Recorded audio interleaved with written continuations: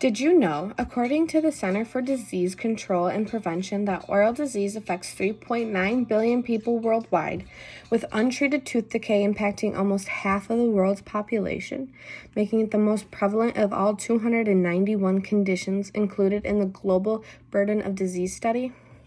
Do you know your overall health is at risk when your oral health and hygiene is poor? After conducting extensive research and applying my knowledge from working as a dental assistant, I hope to persuade every single one of you to start going to the dentist to benefit your health. I will talk about patients that have been affected by oral disease, how it can lower the risk of various medical conditions, and how treatment doesn't have to be expensive. Now that I have your attention, I will now discuss some of my patients and case studies that have been affected by oral disease.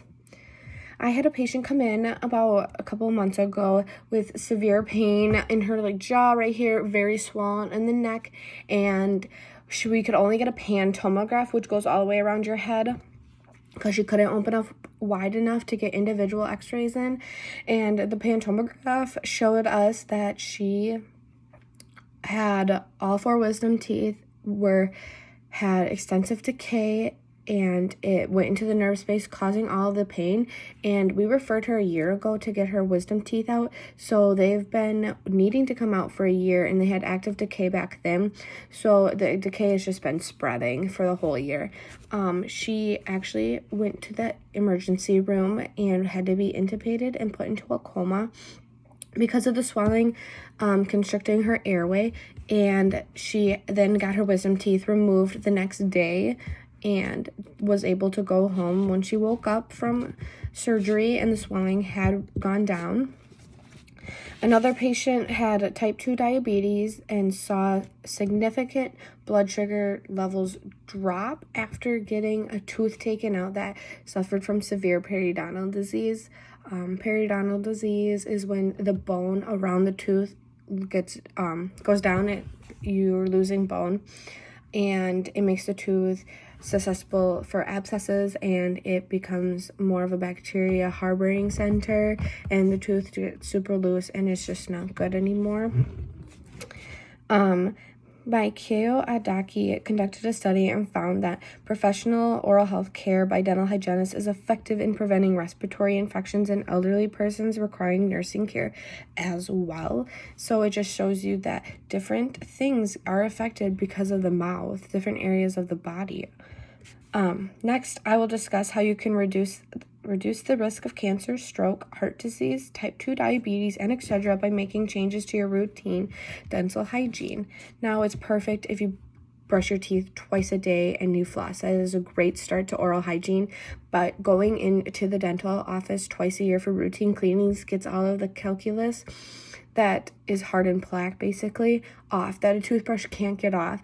And you get oral cancer screenings when you go to routine dental cleanings and x-rays that can find new information if there's an abscess or if there's a cyst or if there's cancer. They're just important to find new abnormal changes, and if nothing's changed, that's awesome, but it's still beneficial to go twice a year and get these cleanings so that calculus doesn't start gingivitis or periodontal disease.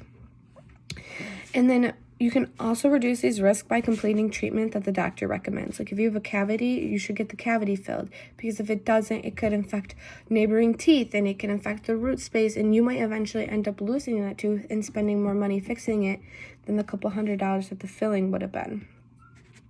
Shilham found a regression analysis showed that while the more frequent the dental visits, the lower the rate of tooth loss, and the fewer the number of teeth with active decay, the higher, however, the average number of fillings. Even though the average number of fillings has increased, treatment plans don't have to be expensive if caught early enough. A filling can range anywhere from a couple $100 to maybe $50 to $100. It just depends. These are the prices for my dental office, and we're based out of Monroe, not Madison, so Madison's gonna be a little bit more expensive, but depending on how many filling sides, there's a couple different sides. If you have a 3 surface filling, then it's gonna be more. But I want to kind of go into what's going to happen if you leave a cavity untreated or a crack untreated. If you leave a crack untreated, you can eventually lose the tooth completely because it will split down the root, and then once the crack goes down the root, it's not salvageable. It's going to cause pain, pressure sensitivity, and yeah, like it's just good to, if you catch the crack in its earlier on stages, you can get a crown for $1,000 instead of having to spend $4,000 later on the road for an implant.